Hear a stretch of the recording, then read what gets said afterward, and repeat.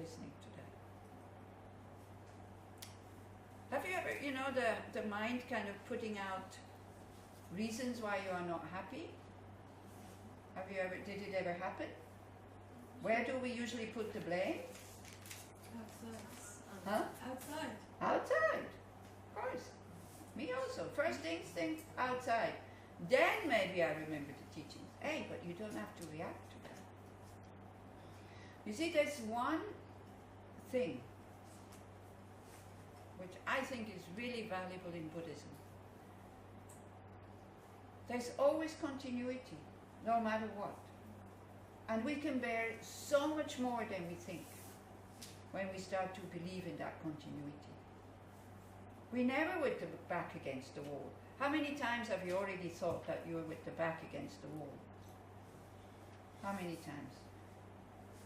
Many times. There is no wall, we're still here. It's the mind who projects that wall. There is no wall, it always continues. And for Buddhists, even after death it continues. Not even death is an end. There is no end to the mind. It has no beginning, it has no end. It can only be transformed.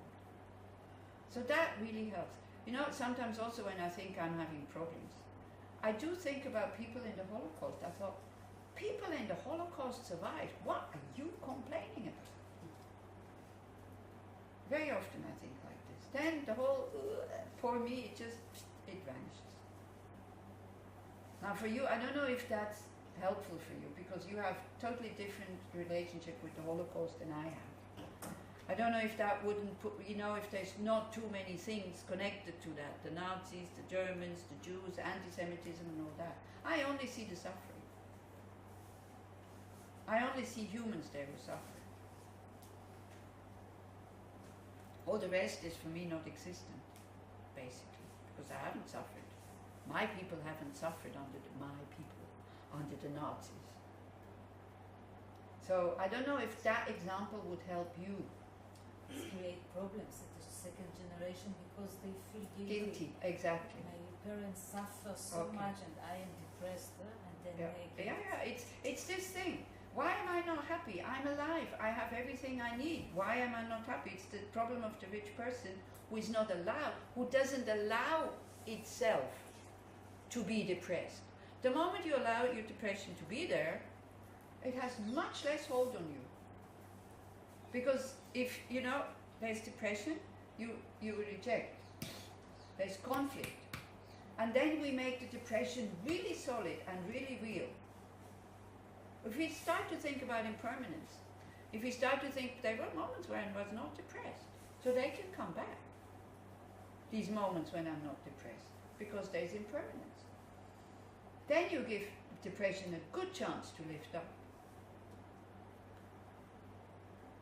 So then think about people in Syria. Oh no, that's also too close. You also feel guilty maybe. No, Syria is okay. They really started the conflict themselves. The Tibetans. Huh? Think about the Tibetans. Tibetans are being relocated. Thousands of them right now. Yeah, the Tibetans are a good example. But they don't seem to suffer so much as we do. That's the thing. Mentally, they let go. They have faith. They start by saying, oh, I was 20 years in prison by the Chinese. I was tortured. That is my karma. Good thing, that karma is finished now. Without any hate, without any cynicism.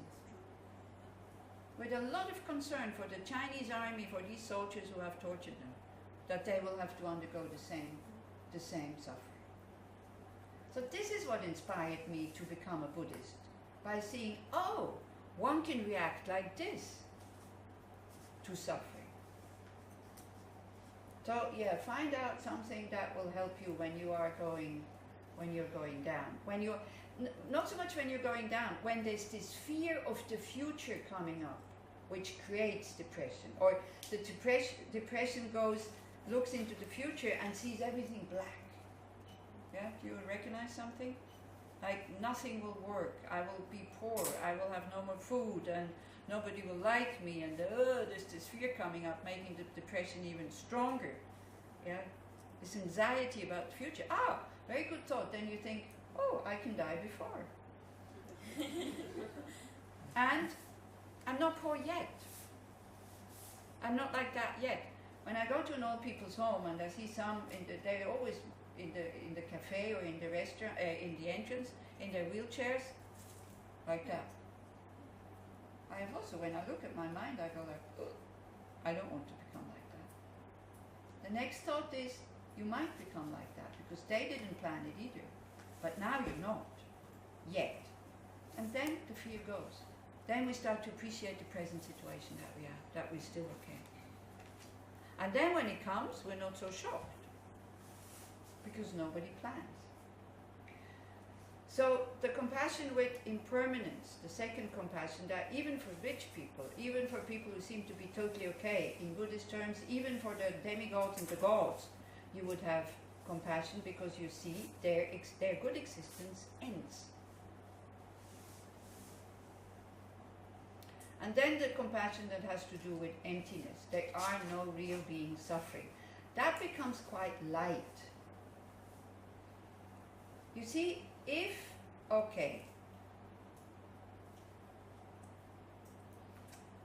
somebody, let's take the body.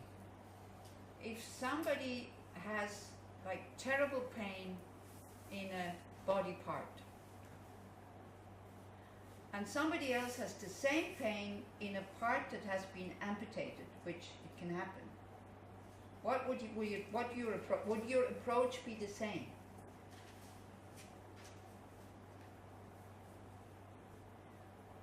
Wouldn't you have more hope to be able to relieve the pain of the part that is not there anymore because it's just produced by the mind and by the nerves, than when you see the real sickness in the body part? What do you think? Do you see what I mean? The other way around. It's easier with the withdrawal. It's not easier. But It's not easier, but you'd be so much more relaxed because you know that the pain is in the patient's mind. The other way around. If someone has a leg, then you know that you treat the leg. But treating somebody's head is a lot more difficult. No, they only need to understand that the leg is not there anymore. And what they do this with mirror therapy. Mm-hmm.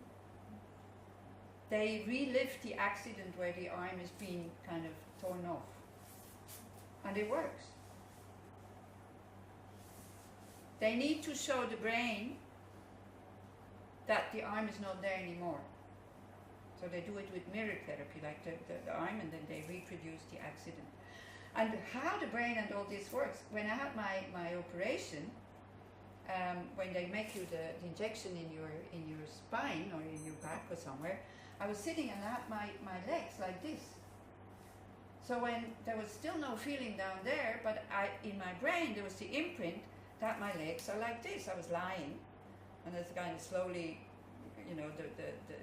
the feeling coming back. So I asked the nurse who was there in that wake-up room, I said, why are my legs like this? And she said, your legs are not like this. I was 100% convinced that the legs are not like this. So this is, you see, when you know about emptiness, when these things happen, then you start to see the power of the brain. The last instinct that went up, the last information that went up, the feet are like this, was stored. So then when there was no more information because it was asleep, I think, I'm not a doctor, but this is how I explain it in Buddhist terms. When there's no information coming, the legs were still like that. So I think if you know that there's a phantom pain, as it is called in German, I don't know if it's called like this in English, I think your approach to you would be much less in despair, even if you couldn't help. You see, let's say the situation is like this, here you can't help and here you can't help. You'd be more relaxed with the one with the phantom pain. So that is this compassion about when emptiness is included. That's the highest compassion. What's it called? All-encompassing compassion.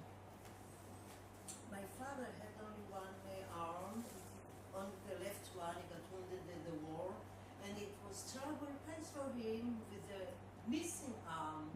Missing arm, and nothing you couldn't help him. He started to eat, and there was nothing to take care of him. Mm-hmm. It was really terrible. Yeah, I know. Something hurts him that it's not existed. Yeah.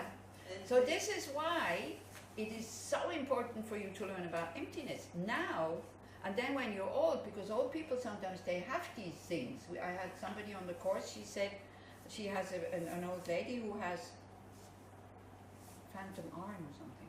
Like she looks at her arm and she says, "This is not my arm, this is not my arm," and she freaks out. She says, "Take it away, take it away." So if you train the brain already now that this can happen to you, then you know it appears, but it does not exist. And people will be able to help you with reasoning. Because now we do this reasoning when we look for the I. This is why this is so valued, this teaching on emptiness, valuable. Don't go from the, "Oh, I don't understand," and then you leave it aside. It's very difficult to understand. Because we don't have the habit of seeing non-inherent existence.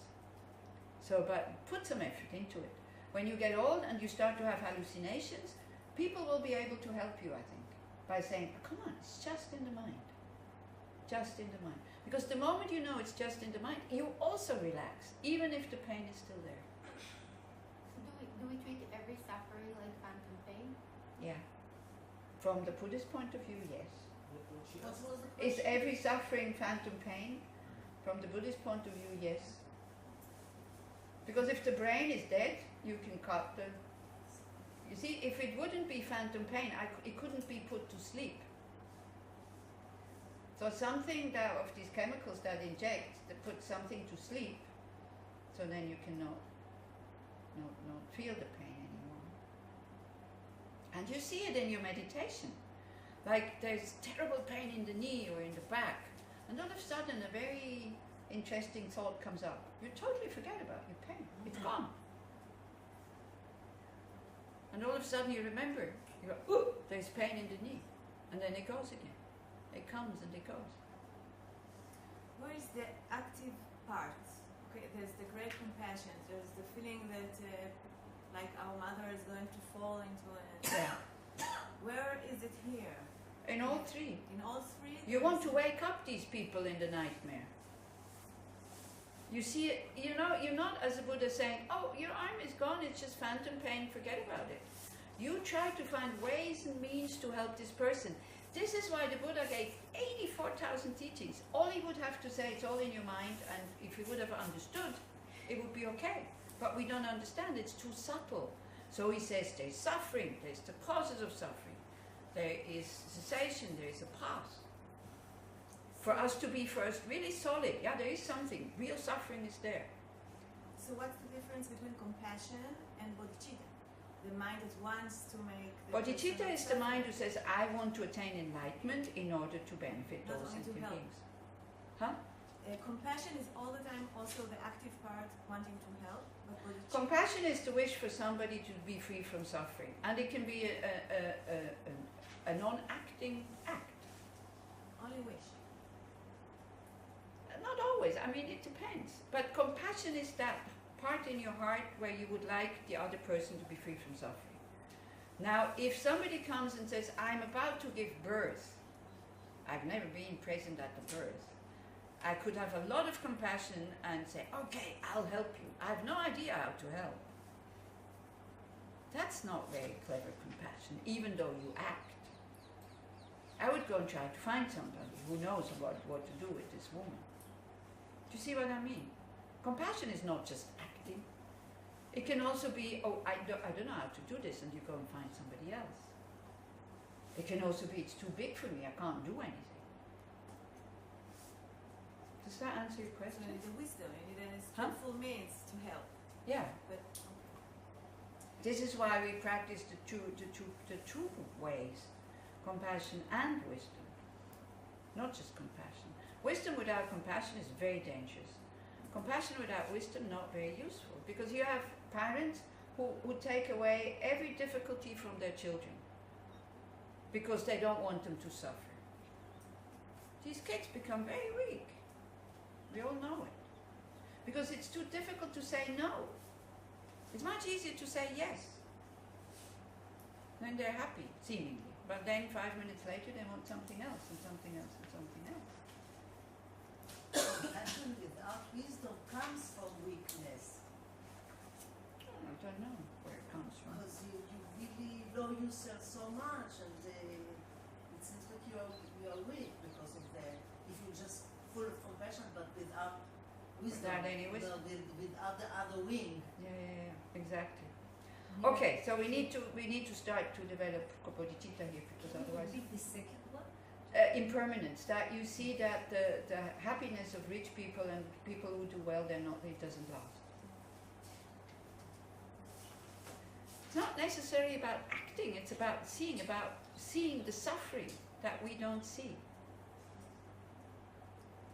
Enough? I think so. Or what? Only see? Huh? Only see if I have the wisdom to act. Well, if your child comes home all the time and doesn't want to do his homework, and you do it for him all the time because you feel that he's tired, he can't do it, what's that? Not wise. Huh? Not wise. Not wise, but compassionate. If you see it, you suffer with the child. You see the suffering. You understand the suffering. You want the child to be free from suffering, but you know I can't act now because he'll never learn his things. What's that? There's patience.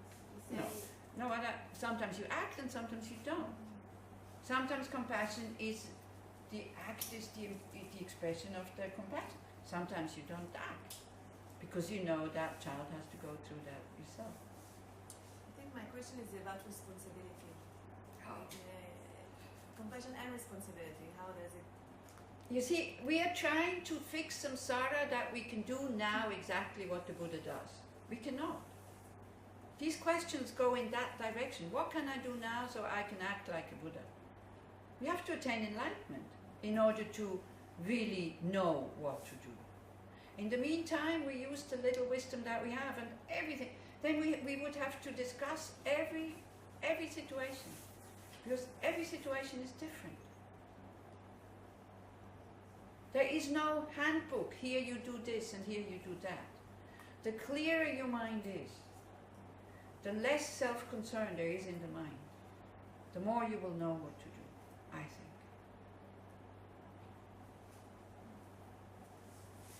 Is that kind of clear?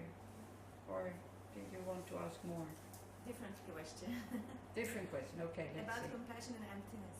Yeah, Maybe realizing emptiness and experiencing everything like interdependent.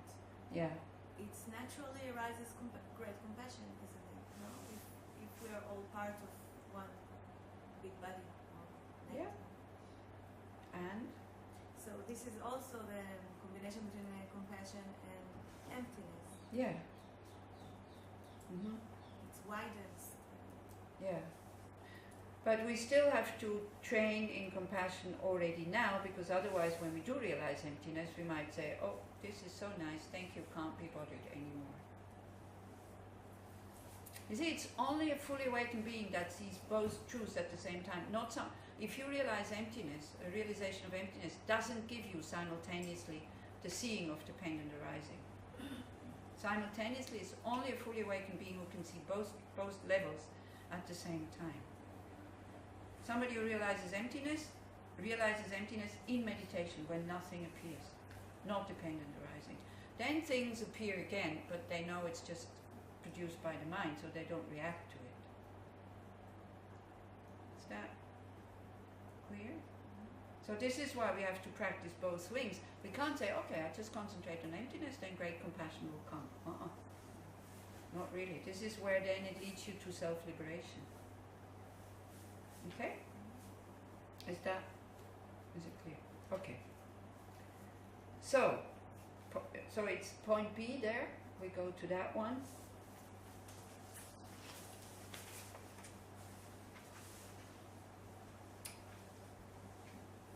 The first part is banish the one to blame for everything. Seeing the disadvantage of self-cherishing. This is, banish, like get rid of. Get rid of the one to blame for everything. So we said at the beginning we have two enemies. One is an eye appears, we believe in it, we grasp at it. This is one enemy for our happiness. The other one is we cherish it. Cherish it, we think I am the center of the universe. Not spontaneously or not actively, but we have an instinct. I am the center of the universe, which is there. So there's no solid reason for that. Okay? So you will call it spiritual practice or Mahayana practice, whatever decreases that feeling of self-importance. Okay? What does decrease that self-importance? Meditate on the great kindness of all beings.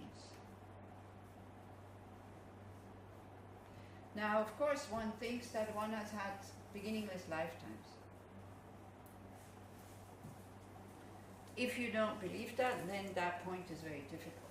Still, if you don't believe in rebirth, we receive so much. I mean, our life is so comfortable. And nothing comes from ourselves.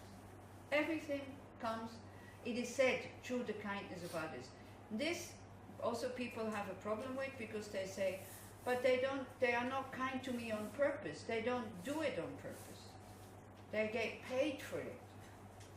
But if they would have enough money, maybe they wouldn't come and clean your house. Maybe they wouldn't clean the toilets in the restaurants. Maybe they wouldn't even work in a restaurant if they would have enough money. All these difficult jobs. So, how is your mind state when you recognize an act of kindness? How is your mind state?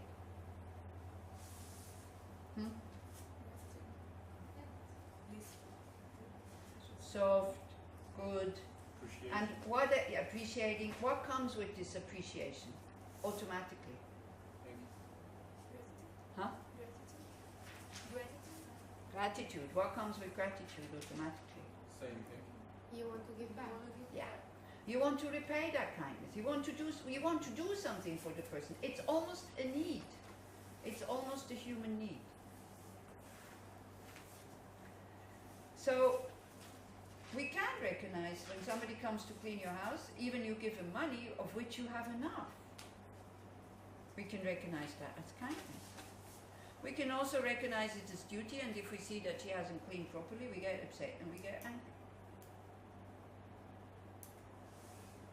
So the theory here is that one tries to see all beings as having been our mother. And that is really right. So then, of course, again, the people, first thing they think of is the mother in this life. And maybe the mother in this life wasn't so kind. And then they go, okay, no, thank you very much. I don't want to think that all beings have been my mom. So then you think, okay, this mother in this life, she has been a mother to me many, many, many times. So in one of these lifetimes, she has been a kind mother. So then you go around in society and you try to find a kind mother. And you think, the mother in this life that I have, at one point, she has been just as kind as that one. And then we see that, if you have that theory of beginningless lifetimes, that means everybody at one point has been your mom, and not just once. So that means mothers in general are quite kind.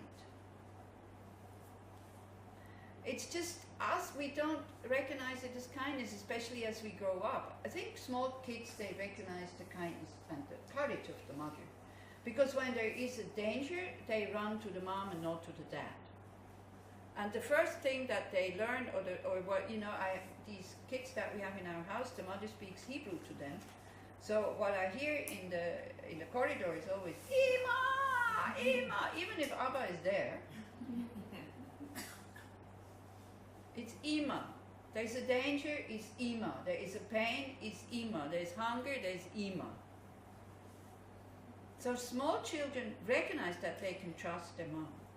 Then as we get older, teenagers, we feel controlled, we want to be free, we want to be independent, and then as we get older, we have our own life, we have our own family, and they're so demanding, I should come every Friday, no thank you very much, I also want to have free time and all this. And we forget what they have done for us. You see, every time you experience a pleasure, a pleasant moment, why do you experience it? Because I was born. Huh? Because I was born. Someone keep Because we have a body. You know, even the mental pleasures that we have, it's the memory of something sensual, of knowing somebody, of being close to somebody, of liking somebody, of loving somebody. It's like, because why do we love people? Because we can see them, we can hear them, we can smell them, we can touch them. Mind-to-mind communication for us is totally impossible. We can only function through bodies and through the senses. The world, the way it is because we have senses. So you should actually, every time you have a wonderful moment, you should go, oh, thank you, Mom. I know that fathers are also involved in having children, but it's really the mother who makes the decision whether she wants to have the child or not, whether she will abort or whether she will give birth. And you know, it's not very comfortable to be pregnant and to give birth and then to always be available for the kid when the kid screams, Ima. But mothers do it, naturally. So when we say, well, you know, some children say, well, I didn't want to come into this world, you wanted to have me. This maybe children say, but as a grown up, we can really start to go backward. And you see maybe your old mother now, who is a bit of a pain in the neck because she's dement and she's demanding and she's bitter and she's, you know, but you can think, when I was a baby, she cared for me. I was totally helpless. She cared for me. That might soften up your heart a little bit. So there's a lot of meditation on seeing the kindness of mothers in the Lamrim, not here. Here they think you already know all these points. So, but we go through how to develop Bodhicitta, we go through the points specifically in the Lamrim retreat. What about the fathers? Is the meditation for that too? It's usually the mothers because instinctively, as I said, children run to the mothers. The fathers are very compassionate also, but they don't seem to have these chemicals that you need to be totally there for the child that comes with birth, scientists say. So it's not, you see, mothers in general, they spend more time with the kids. In general, it's still like that. It might change in the future, but it's, yeah, sorry. So you have to, you've been a mother many times, so don't worry. It's not about being sexist or, you know, gender-based or whatever. It's like, all of us have been mothers. I'm not a mother in this life, but I've been mother in past lives. All of us have been mothers. So generally, the mother is taken.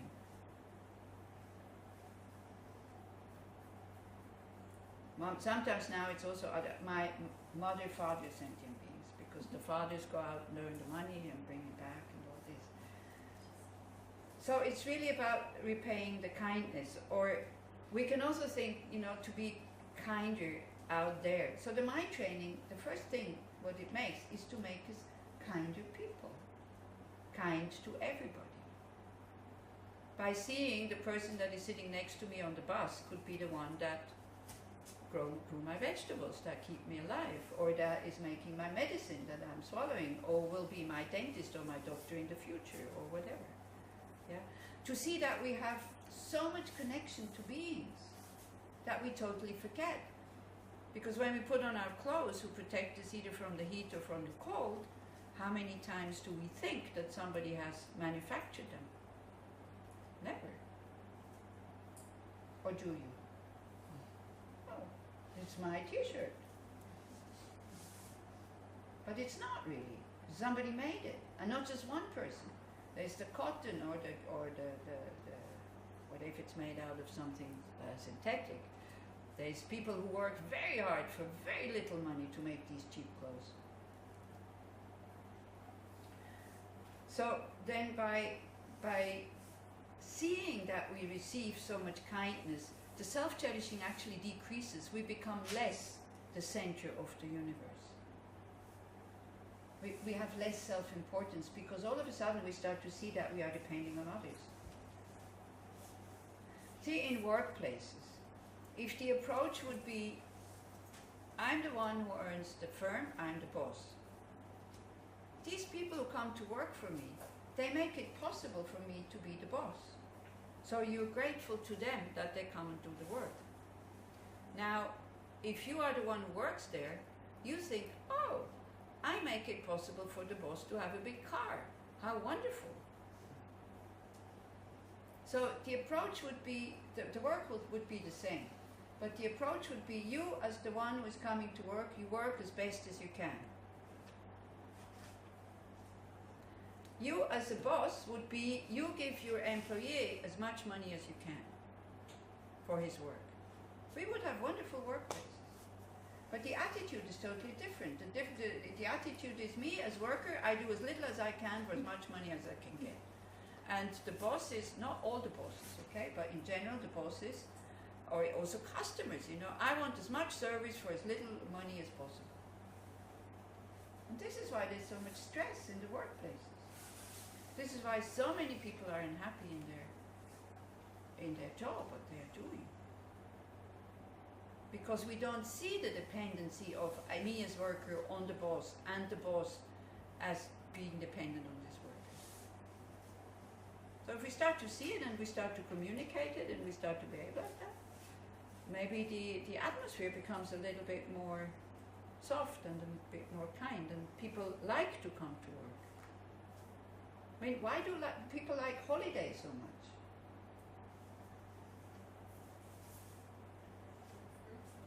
Why? Huh? Because they don't like their work. If you would like the work, you wouldn't have to go for a holiday. It's not really true. No. What? I love my job and I love holidays because you're free. You have time for yourself, you have space. If you would really love your job, you wouldn't need a holiday. I love my job and I wait for Sundays. Are you wait for something? Yes. I love going to the university, I love going to the lab, I love the people around me, I love my teacher, and I, yes. With The masters, they never have a holiday. taking care of it, It's not like I need a holiday, it's but fun, I but a lot of enjoy it. work. I mean, I know I have a holiday and I enjoy it. She doesn't wait. It's I think you don't see the point For that I'm me, it's making. not a holiday also. It's even a holiday can be Isn't a holiday better than the work? Come on. No, I'm talking about a different holiday.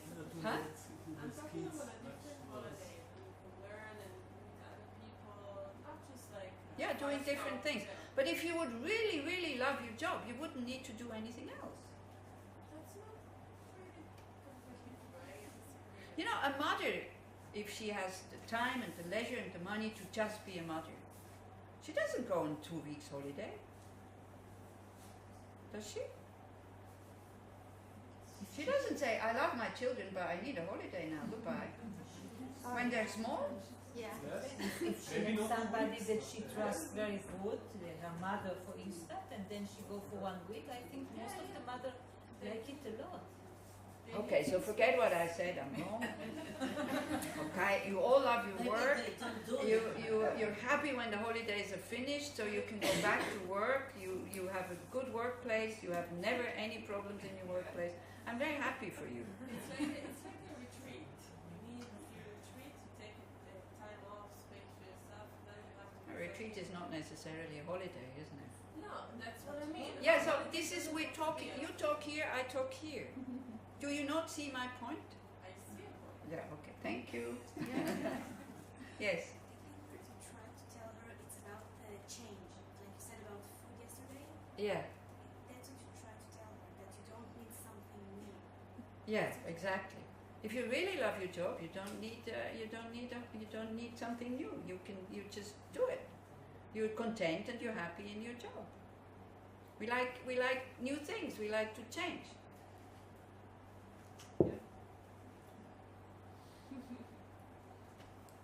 This is how we are.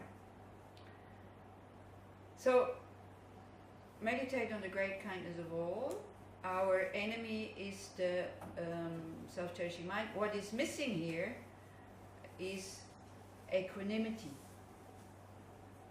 That you, in a very classical way of generating bodhicitta, equanimity comes always first.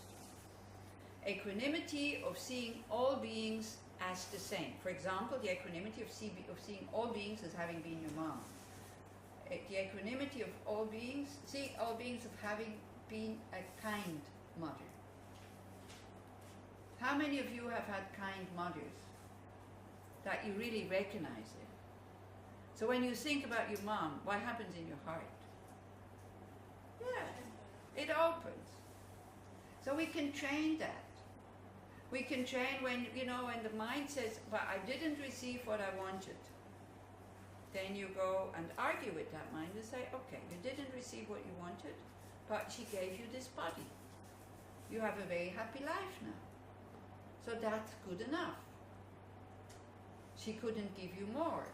And then you go in the other extreme and you go, but she didn't beat me. And if she did beat you, you go, but she didn't torture me. And if she tortured you, you go, but she didn't kill me. This is skillful thinking. So that you can be kind to your mother. It is so relaxing to be kind. When you are kind, you are at ease, you feel well. You're okay. You don't need anything else. But we need to learn it, and we need to want it also. And so we're very exclusive with our kindness. These yes, but these others no, thank you very much. So we forget that with the same open heart that we have for these people, at one point we didn't even know them. We could have been sitting next to them on the bus, and we don't know them. This happened to me at one point with Boaz, that I had met 5 years before I met him. We were in Zanskar. I was a layperson, he was a layperson. We were two groups, one coming from here going to Manali, the other one coming from here going to Lamayuru. Zanskar, it was Jewish New Year, and they didn't have apples and they didn't have honey. So none of us was Jewish, but we had apples and honey. So because you couldn't buy anything in Zanskar at that time. So they asked us and we said, yes, of course. And they invited us to that ceremony in the evening. And then next day they go this way, we go that way. Then I actually met Boaz maybe a year later in Kopan. But I didn't remember him. He didn't remember me, because Kopan is a monastery, because the context is totally different from trekkers and meditation courts and all this. Maybe 5 years later, it was already, I was in Israel, he said, do you remember these 3 young men that you gave honey and apples to in Padu? I said, yeah, but I don't know who they are. Why, do you know them? And he said, yes, one of them was me. So he was looking at old photographs. And then he saw that party there, and he said, my gosh, this is Rita.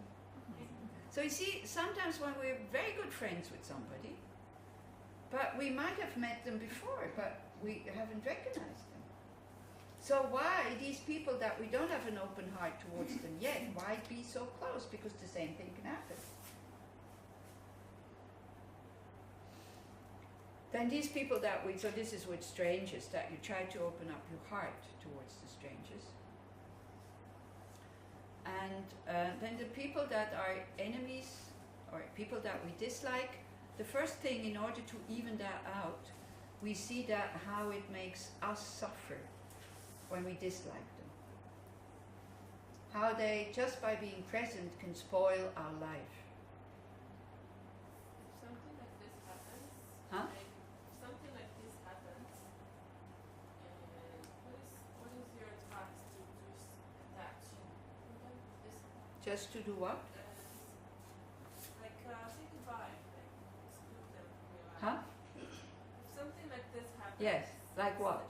Like if someone's present doesn't make you feel good or easy, it can be even one of your family members. Then? Is it better to say goodbye and just... To put it aside? No, you transform that mind. By seeing this person as I want to be a bodhisattva, I need this person on my path.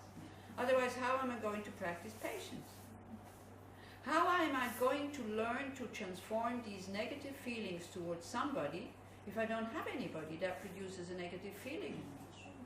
But this person hurts you again and again. Then you go away and you work with it. I'm not saying that you should stay there. If the person hurts you, it's not good for that person either, because there's no point. But what if you can't go away? Does your hate stop them? Does your anger stop them? No. What does your anger do to you? First, it's frustrating. Makes you unhappy. Yeah. You cannot enjoy anything when there is anger. Yeah. But then I become numb. No, you don't become numb. You see, you separate the person from the action, and because you see, we think when somebody harms us, we think they have a choice. We think they have a choice to be kinder to us. The same way as we don't have a choice. When we are angry at somebody, we don't have a choice. I can put on a smiling face, but in the heart, it's closed. I cannot tell myself, okay, heart now, you open. You stop being upset and annoyed at this person. It won't work. It won't work. So I take the mind away from the person, I come inside and I see how I feel. And then very quickly, the closeness dissolves. If it's not totally developed yet into a solid diamond ball, then you have to do this many, many, many, many, many times. You don't have to dislike somebody because they dislike you. That's what we think. We think we have to dislike somebody because they dislike us. Why? You can still wish for their happiness. You can still wish that they are well and free from suffering. And then we start to see how they suffer from their negative actions and from their negative mind. And instead of being angry, we start to have compassion. And then we actually start to go out of their way, because we see every time I come into their focus, they get upset. So we stop showing off in front of them how happy we are, how compassionate we are, how patient we are. Yeah? And we get out of their way for the beginning. But we keep sending them light and we keep wishing for their happiness. And actually, the next point here, maybe we can come to that already now. Practice a combination of giving and taking. When you feel that they are having aversion towards you, and you feel that you're getting angry, isn't it? Yeah. So you take their aversion and put it onto your aversion, so that they don't have to experience it. This, I know this Tonglen, I know it sounds totally perverse. You breathe in. You think, okay, may that person not experience that negative mind against me. Not because of you, but because of them. Now this is very high, so be careful when you do this. And you feel your own aversion coming up. So you think, I have aversion. So I put that aversion from the other person on mine already now. And you just keep doing it. And you see what happens. I'm not going to tell you what happens, because otherwise you'll be looking for it and you'll be full of expectations. This is your active way of trying to deal with the aggression of the other as a bodhisattva. If you feel a lot of attachment of the other person that you know is no good, you also have attachment to the other person, you take the attachment. You do Tonglen with the aversion of the other person. Tonglen is giving and taking. Tonglen is you breathe in negativities. We'll do it in the meditation after the break, but just in a very general way. We do exactly what we usually don't do. We take whatever is unpleasant and we give whatever what we have is good. So what happens then when you are, because you see, if somebody hurts and harms you or is not nice to you, sometimes it's really small things. Sometimes they just say, gosh, can't you take off these stupid earrings that you're always wearing? And we're already, isn't it? We totally exaggerated with this thing. We want praise, we want to be appreciated. And sometimes they just dislike us. Do you like everybody? Absolutely everybody? Yeah. So then there is also a chance that some people will not